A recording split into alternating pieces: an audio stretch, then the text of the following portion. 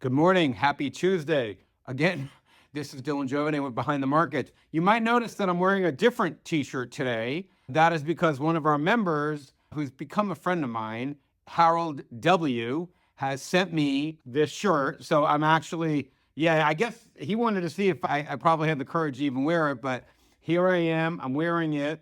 And it is Tuesday, July 9th. But, those of you who are Alliance members got an early copy of my book, my new book, Midnight in America, which I'm really excited to talk about in the coming days.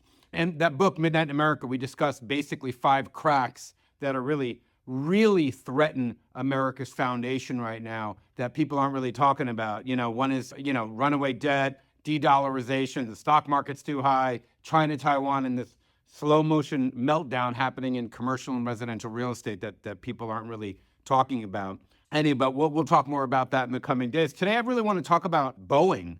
Boeing today pleaded guilty, to a felony. I'm not even sure I know how that happens. Like, what does it mean for a corporation to plead guilty in a criminal case? It used to be that even the threat of a federal indictment or a guilty charge would shut your entire business down.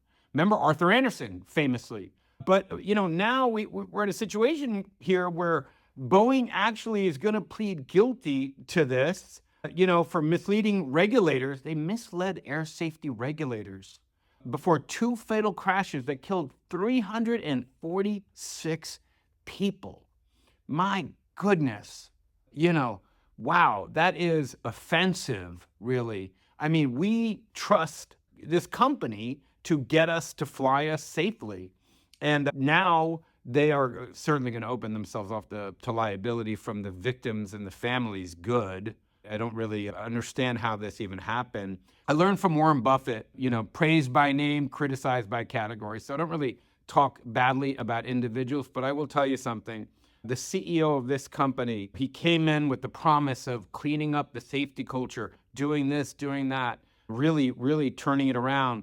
And for him to actually steer the company, to pay lip service all that time, as people like me were kind of rooting for Boeing to come back and we're waiting for an opportunity to buy the stock. I've been sitting there for years actually waiting for the opportunity for this stock to get back on its feet again, really sustainably get back on its feet. What's funny, in life, sometimes you forget how to win. You go through a period of losses so much, in personal life, in your business life, in the markets, whatever it is. You go through so many losses for so long, sometimes it's like you forget how to win. You just forget how to win. Losing becomes kind of a habit. I've been there before, believe me. It is a hard thing to fight through, and Boeing is there right now. They forgot how to win. They forgot how to attack it, to go after it, to run that kind of business intelligently, aggressively, but smartly and safely. So, this is like watching a giant stumble and trip around and, fall on its face. It's really sad to see. Thankfully, they're going to get the CEO out. He's going to resign by the end of this year. They're looking for his replacement. You are going to need such a special person to replace him as the CEO of this company. They're going to have to come in and really change the culture, really go from that losing attitude to really remembering how to win, how to put up successes, how to score points, put points on the board. That's going to be quite a challenge.